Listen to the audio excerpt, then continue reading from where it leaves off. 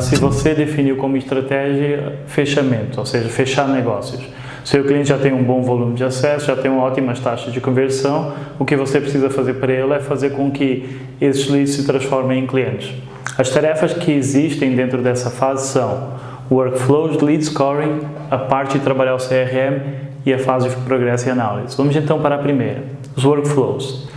É importante nós falarmos aqui o seguinte, quando nós criamos workflows, a maior parte das agências elas cometem um erro muito grande que é desenhar o workflow que leva a pessoa do topo do funil, ou seja, do tofu, direto para o fundo do funil.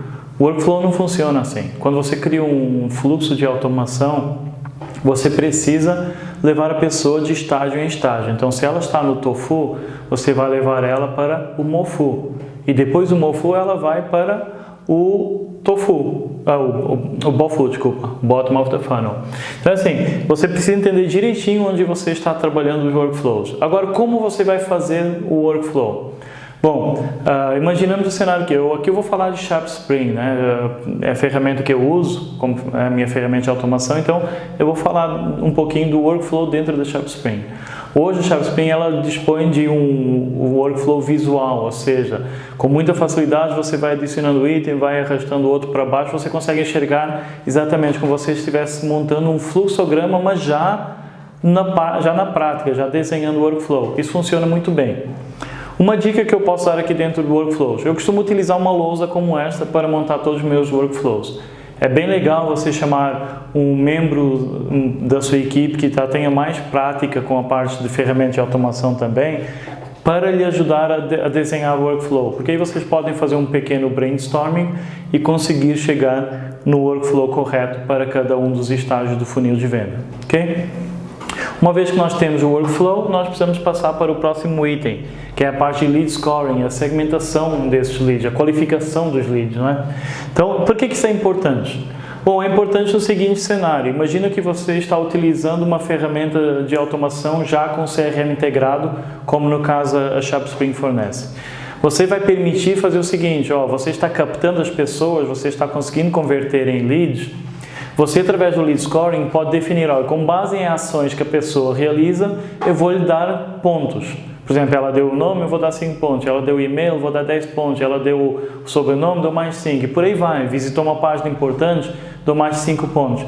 Isso vai permitir nós fazermos a diferença entre o lead qualificado para marketing, que é o MQL, vamos colocar aqui, não está muito bem escrito, e o SQL, ou seja, o Marketing Qualified Lead e o Sales Qualified Lead. Isso permite o quê? Que a minha ferramenta só vai notificar o comercial do meu cliente para entrar em ação quando eu me encontro aqui no SQL. E como é que ele vira SQL? Quando ele atinge uma determinada pontuação dentro do Lead Scoring. Enquanto ele ainda estiver no estágio de MQL, ou seja, Marketing Qualified Lead, é a equipe de marketing que tem que trabalhar. Ele ainda se encontra num estágio inicial, ele não pode ser abordado por vendas, porque se vendas abordar nesta fase, provavelmente vai queimar uma venda possível, tá? Então, a parte de lead scoring ela é muito importante para você conseguir saber quando a ferramenta deve notificar o comercial do cliente. Passando já para o próximo item é o CRM. Aqui é muito importante, a maior parte das empresas, elas não possuem um CRM hoje em dia. E quando possuem, às vezes é aqueles sistemas internos, né? Um sistema offline, digamos assim. E é bem complicado. Então, de novo, trabalhando com uma ferramenta de automação que já disponibiliza um CRM, vai facilitar a vida de todo mundo. Só que é importante aqui você trazer o seu cliente para dentro do CRM.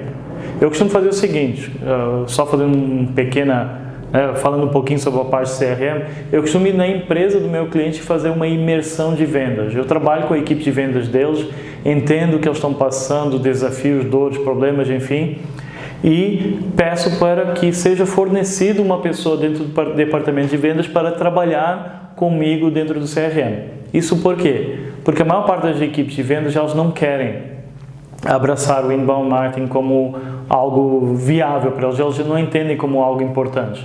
Então, se você vê dentro da conversa que você teve com o comercial, uma pessoa que você acredita que tem mais potencial para isso, Traz ela a bordo, faz ela entender como funciona a ferramenta de automação, como funciona o pipeline, quando o lead vai passar para ela, como vai funcionar a notificação, tudo isso, ensina ela direitinho, prepara ela para trabalhar dentro do CRM e você vai conseguir ter um fechamento muito mais saudável. Porque isso é como eu expliquei há pouco, você deve notificar quando é um SQL e você deve fazer com que o comercial entre em ação quando é um SQL e não na fase antes disso, porque vai queimar apenas a venda. Uma vez feito isso, dentro da nossa semana de trabalho, nós temos a parte de progresso e análise. De novo, eu vou analisar o que foi feito, desempenho, eu vou analisar o que eu posso melhorar e vou levar para a próxima semana de trabalho. Vamos agora colocar isso em volume de tempo. Workflows, eles representam 30% da minha jornada semanal, que é o equivalente a 3 horas. Lead Scoring, isso para vocês verem o quanto o Lead Scoring é importante. Ele representa 30% do tempo também. É muito importante você parar e qualificar os leads.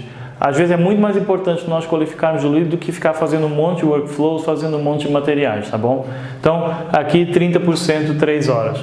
A parte CRM, ajudando aqui durante a semana, dá 20%. Em 2 horas, eu consigo fazer essa reunião com a equipe comercial e ainda fazer com que as pessoas trabalhem dentro do meu CRM. Progresso e análise, de novo, ele representa apenas 2 horas do meu trabalho, tá bom? Bom, assim conclui a parte de fechamento. Agora, assim, o que eu falei há pouquinho, né, vocês devem estar em dúvida, vai existir vários momentos onde vocês vão precisar utilizar mais do que apenas o fechamento. Vocês vão precisar fazer, por exemplo, atrair e converter, atrair e fechar, atrair, converter, fechar, enfim, vocês vão precisar conseguir trabalhar isso. É só vocês trabalharem aqui nas porcentagens, é só vocês conseguirem organizar melhor o tempo, tá bom? Mas o importante aqui é que vocês entenderam o que nós fazemos ao escolher cada uma das estratégias e o que acontece em cada uma delas. Bom, isto conclui a nossa parte aqui, o nosso capítulo sobre como entregar o inbound marketing, tá bom?